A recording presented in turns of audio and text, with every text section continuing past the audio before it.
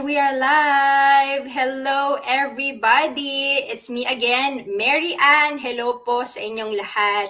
Good morning, good afternoon, good evening, wherever you are in the world. Kasi global po tayo, no? And I'm going live in my Facebook business page. So for those people na bago po sa aking page, ako po si Mary Ann, the owner of this business page. I'm a mom, a wife. I have a full-time job as a sales administrator, and I am a proud online business owner and mentor. So kung bago po kayo sa aking page, I have this mini podcast / interview, right? It's entitled Hustle Hour with Mary Ann, and I feature business partners in our community para po ma-share din po nila yung kanilang journey, yung highs and lows po nila sa kanilang business / family life or kanilang journey po sa kanilang business. At para lang po ma-inspire kayo or para lang po malaman nyo na kami po ay mga real people just sharing our real experiences in the business. And I am so excited for today. I am telling you, because I am gonna be interviewing a very close friend of mine, not just online friends. No, we are friends physically from like 10 plus years ago, and we'll dwell on that story a little later. So let me just invite her in the stage. Hello, Ate Rose! Hello everyone! Good evening po sa inyong lahat or morning kung saan man kayo ngayon sa panig ng mundo nanonood or manonood nito. Yan. Hello, Ate Rose. Hello! I'm so excited. Yes, very exciting kasi mapapansin nyo po yung mga nai-interview ko or ini-invite ko ma-interview dito sa aking parang mini podcast, right? Usually, mga online friends or naging friends ko na lang sila through the business, pero online magkakilala lang kami online.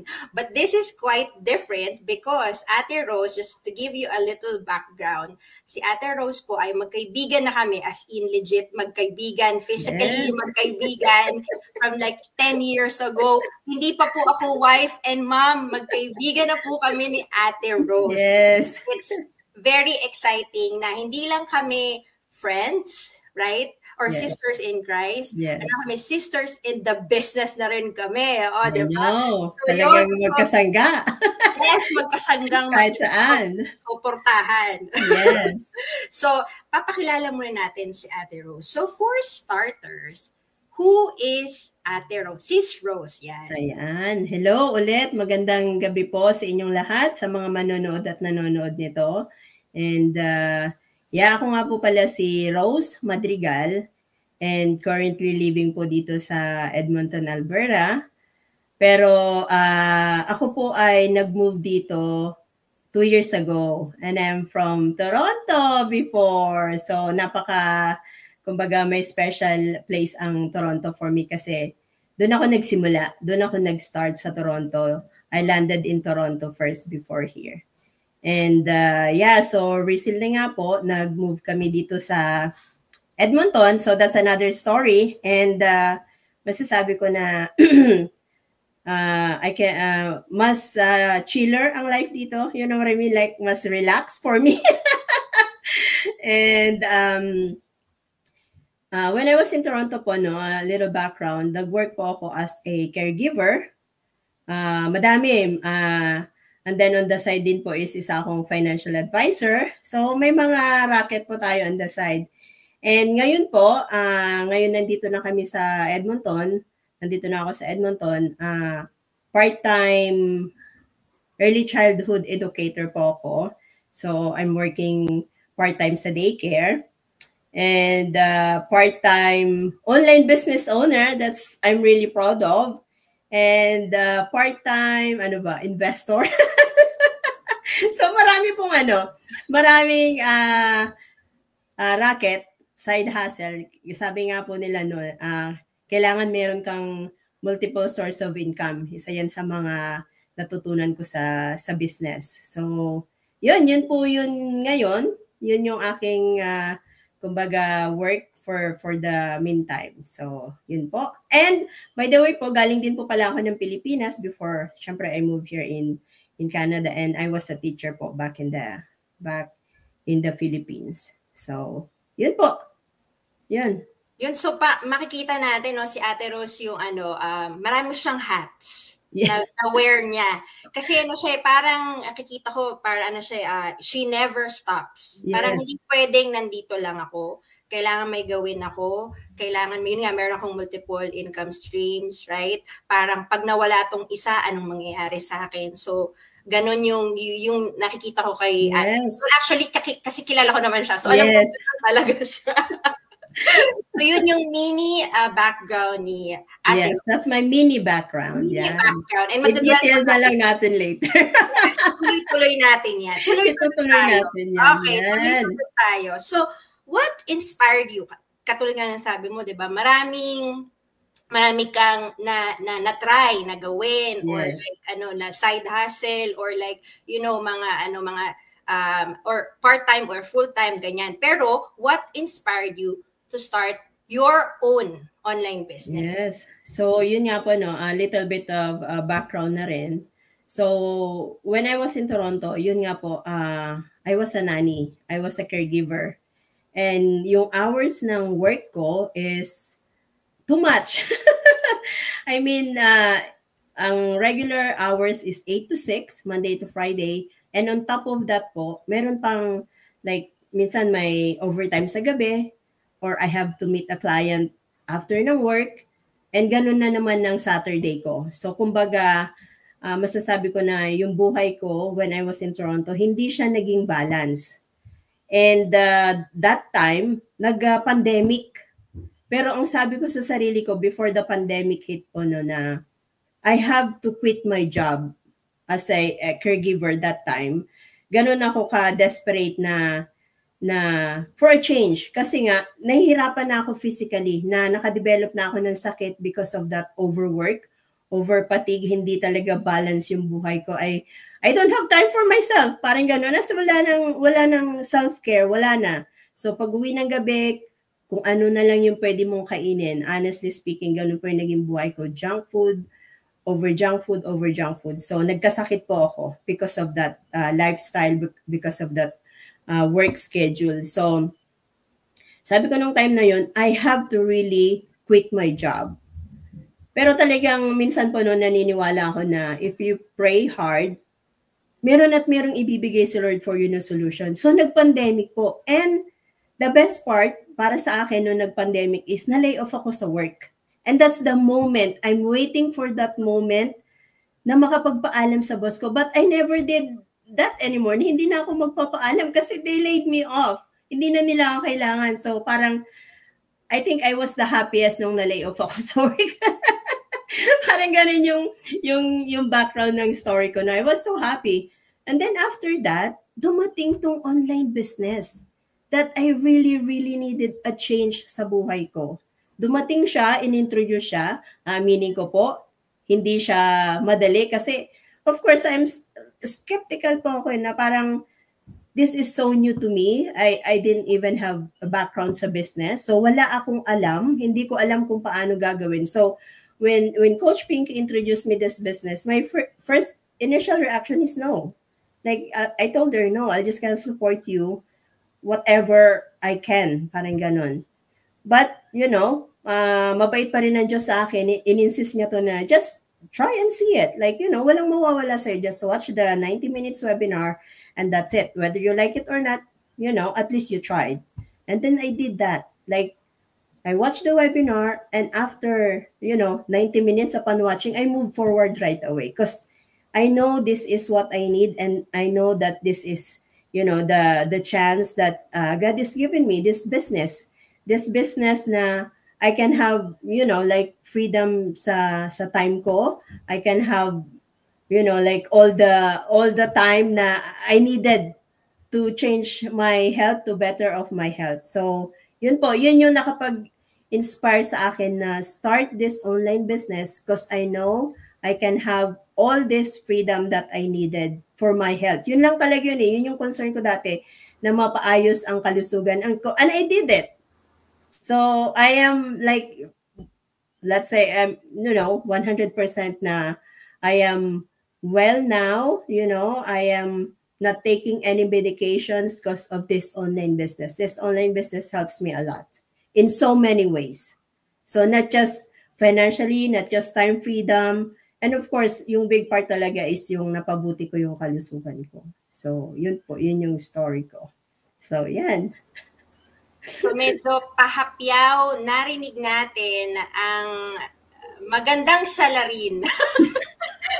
Kung bakit nahikayat kumbaga si Ate Rose na to check it out, right? Yeah. Kasi parehas po ang salarin sa aming dalawa. Yes. Maganda, blessing. Kumbaga parang blessing in disguise. So at the moment, you thought, hindi siguro, no? Right? Yeah. Right? Pero yan, so si Ate Rose, pandemic. So parang masaya siya na na-lay off siya kasi yun yung kanyang dilemma. Paano ba ako magpapaalam? Yes. Dahil nag-COVID, di ba? Pandemic. Hindi ko na kailangan magpaalam, right? Yes. So, si Ate Rose, after ng pandemic, doon siya nag-start. Compare naman sa akin, nag-pandemic na lahat-lahat, hindi pa rin tumuloy. Diba? Si Coach Pinky rin na nagsabi sa akin, check mo lang, ganyan. Ako naman parang, hindi ko kaya yung ginagawa mo. Diba? Yung mag-go live, ganyan, hindi ko kaya yan. Pero nung ginagawa ko ngayon. Right? So never say that you're not gonna be able to do it. As long as the why, the reason is like heavier, you're more determined, makakaya lahat. Yan ang natutunan ko sa yung quick story kung ano inspire sa iyo kung paano ka mag-start ng online business. Pero katulad na rin ng sinabi mo kanina, baka isipin nila madali. Hindi, mahirap talaga siya sa simula. Kasi it's like any other businesses, right?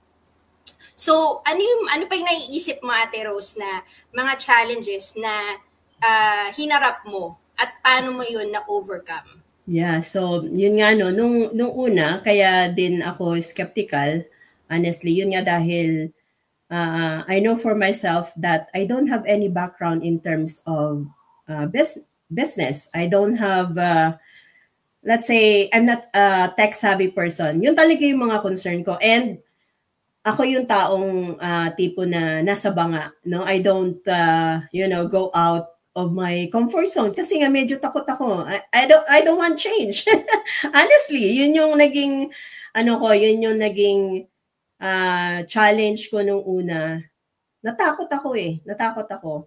But honestly speaking, yun nga, mas mas nangingibabaw sa akin yung desire ko for a change for myself, especially sa kalusugan ko. Kaya kahit na alam kong at first mahihirapan ako, I still did it. And honestly, akala ko nung una, sobrang hirap. Pero as I go along, with the business, sa una, mahirap. Pero yun nga kasi, ang kagandahan dito sa business na to, meron kang unlimited na support from anyone that you know or kahit kanino ka pwedeng mag-message if you needed help. And then, yun din yung training site na nung una is madali siyang sundan. Hanggang ngayon, madaling sundan, especially like step-by-step, video-based yung ating training site na nung una, akala ko hindi ko din maiintindihan kasi English yan. I'm not really a, a person na fluent sa English or, kasi that's, that's not our first language. But anyways, kaya pala. And nasasabi ko ngayon na nung una kasi, kumbaga, ginawa ko siyang full-time right away. So I have all the time to do the business, to build the business.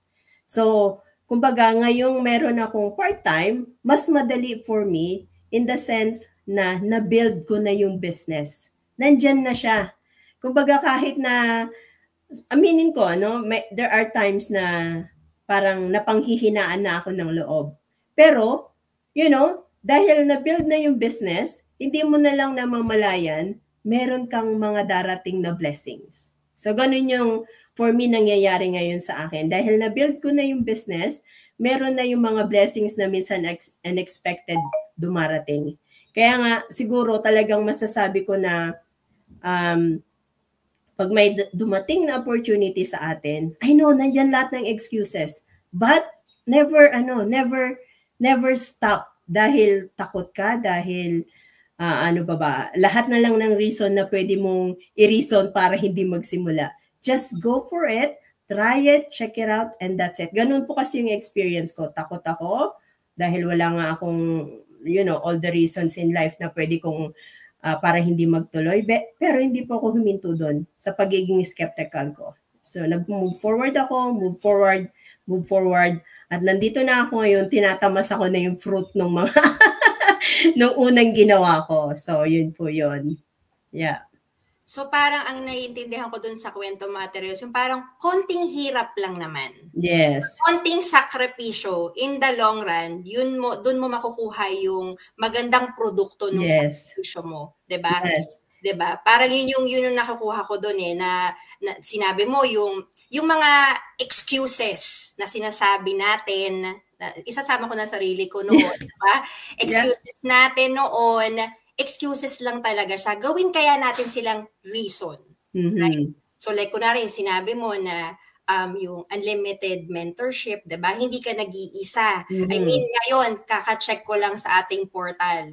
Just for today, we have 46 new business partners.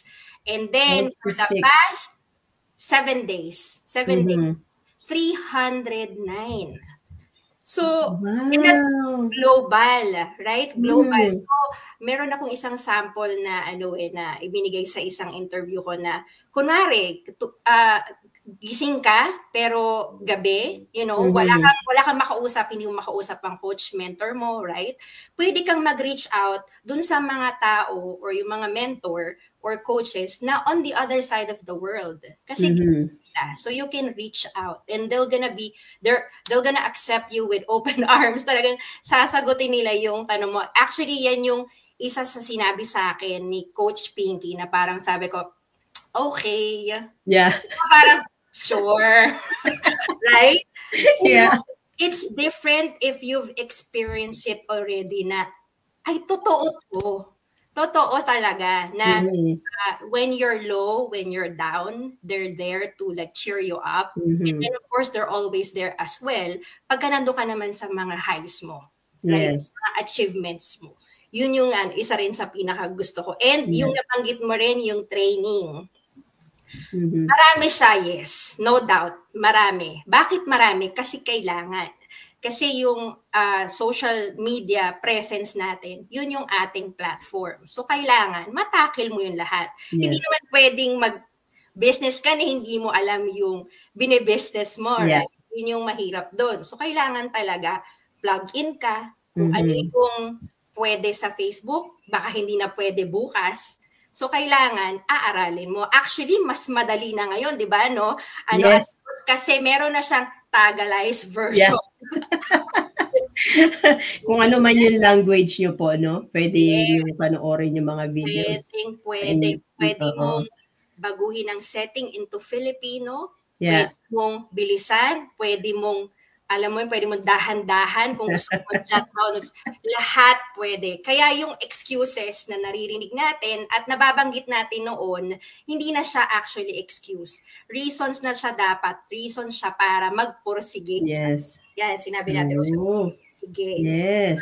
So, syempre, yung challenges na napag-usapan. So, syempre, hindi man pwedeng challenges lang. So, what has been your most rewarding or baka may more than one, kilala kita, marami ka, moment in the online space? So, actually, yun nga, no? Madami. Pero, sabihin na natin na dito, masarap sa pakiramdam ako personally na ibabahagi ko to sa ibang tao na gusto kong ma-experience ng mga ibang tao yung na-experience ko.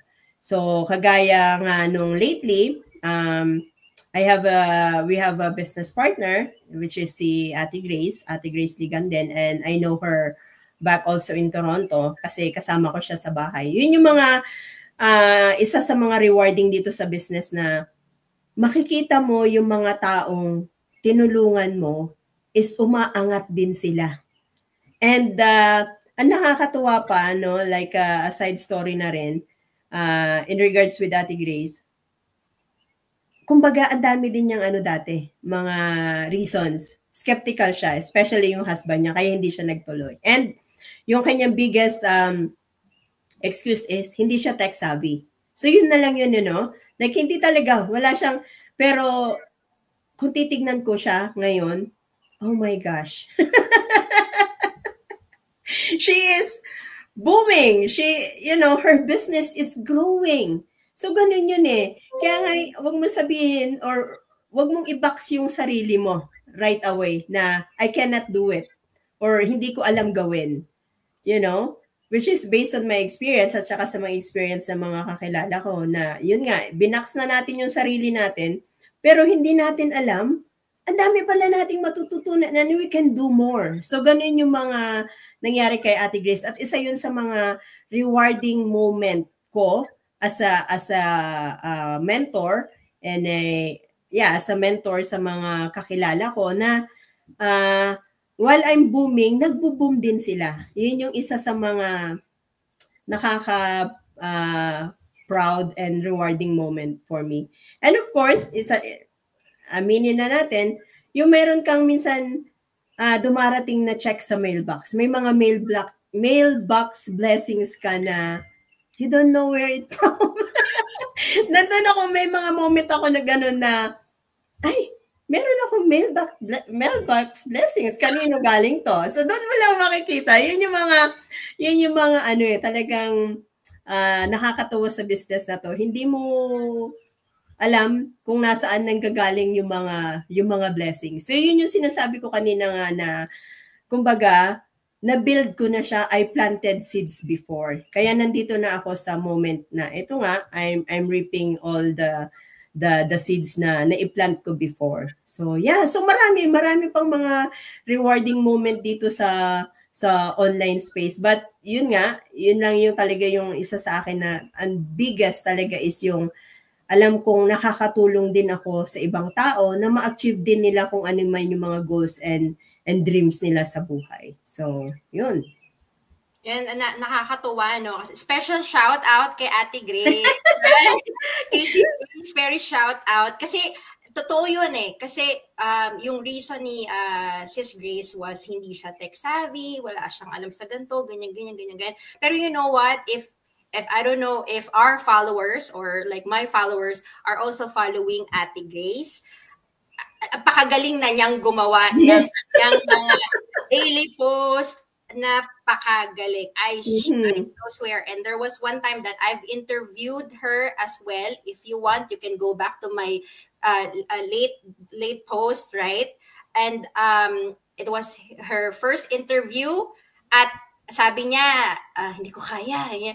Pero apakaganda ng interviewing yon. So, might as well just try it, right? Try it and then prove yourself na, you know what, no, my whys are bigger than my fears, right? Yeah. And that being said, meron tayong mga viewers. Of course, ang special mention, ang Coach Pinky. Hi, Coach. Hello, ladies watching from Edmonton. And then meron pa siyang mga dagdag dyan. Yeah, I remember how simple you were. Actually, pareho kami ni Ate Ro. Yeah.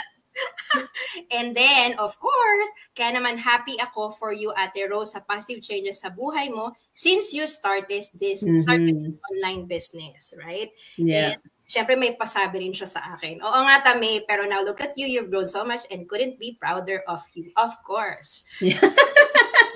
Of course. Ay, meron pa tayong isang viewer, si Sis Mary J. She's from New Jersey. Hello, ladies. Keep it up. Hello. Hi, Sis Marie. And may pa-thumbs up pa. So true, ladies. So sa lahat ng kanilang ating mga sinasabi about our journey is nag-a-agree yan si Coach Pinky. Yan. Yes.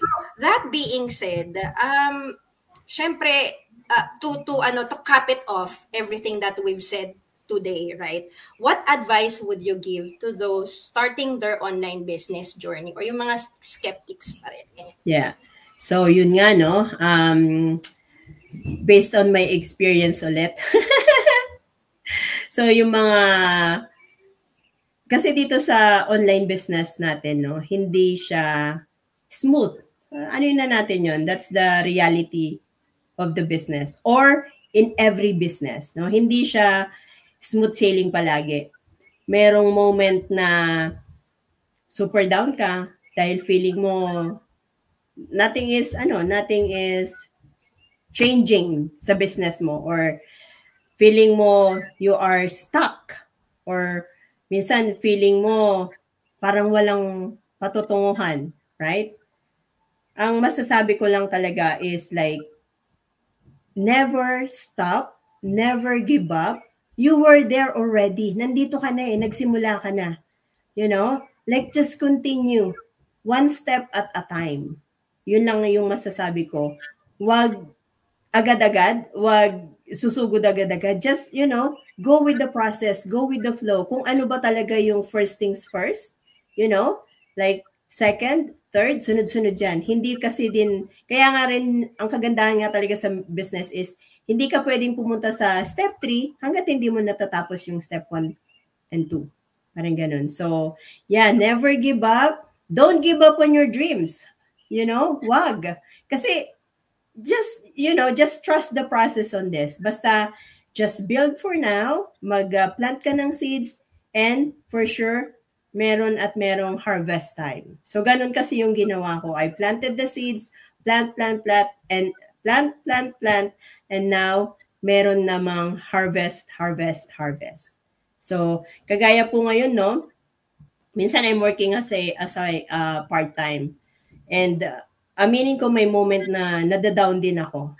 Pero hindi mas strong pa rin yung why ko sa buhay ko na like I want all the time freedom for myself. I want especially my health na mapaayos. So yun yung naging strong why ko. And of course, sa mga batang sinisuportahan ko sa Pilipinas, and I want them to have na maganda rin yung buhay nila. Parang ganon. Just hold on to the dreams, hold on to your why, and keep going, keep pushing. Huwag po tayong hihinto. Kumbaga, laban lang tayo. Yan. Laban lang. Yan ang isa, at yan talagang dapat paulit-ulit natin at sa ating mindset laban lang ng laban. So parang dun sa mga iba na skeptic is just natural. Kasi bakit ba tayo skeptics? Kasi we don't want our time to be wasted, our effort to be wasted. Kaya parang kaya ko ba to? O totoo ba yan? Right? Mm-hmm. Kaya nga dapat for you to go through with the online business, right? To start off, right? Kailangan research din tayo, right? Yes. And yung start ng pagre-research is yung free webinar namin, which happens every Tuesday and Thursday. Yes. And that's 8 p.m. EST. And then, ano nga yung MST? 6? 6. Okay, 6 p.m. And of course, kung hindi man kayo maka-watch ng live, kasi ako personally, hindi ako nag-watch ng live. Kasi gusto ko na napopost ko siya, right? And then magra-write ako ng notes ko, ganun, right? And then, kung hindi kayo makapag-watch ng live, meron pa rin kami, mabibigyan namin kayo ng link for the replay. At yes. Ano naman yan? Yun naman na yung 24/7 replay. Yan, yun ang pwedeng namin ibigay. At yan yung start ng pagre-research nyo. And then, check it out. Is this something that you've been looking for? Ito ba ay para sa inyo, right?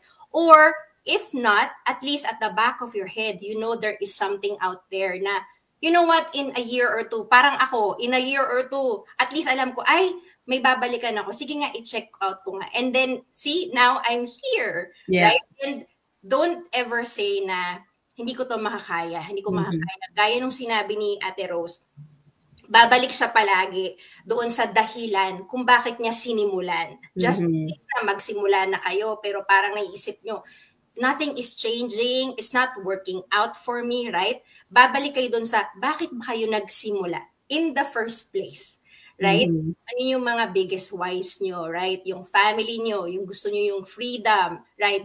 Yung health nyo, mas maganda yung ganto. Nagbe-business ako sa bahay kaysa yung magko-commute pa ako. Lalamig ako.